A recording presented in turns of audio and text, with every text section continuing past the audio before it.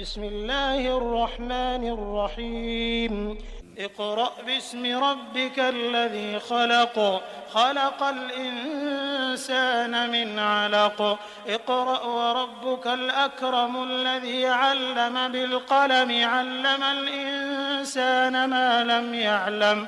كلا إن الإنسان ليطغى أن رآه استغنى إن إلى ربك الرجعى أرأيت الذي ينهى عبدا إذا صلى أرأيت إن كان على الهدى أو أمر بالتقوى أرأيت إن كذب وتولى ألم يعلم بأن الله يرى كلا لئن لم ينته لنسفعا بالناصية ناصية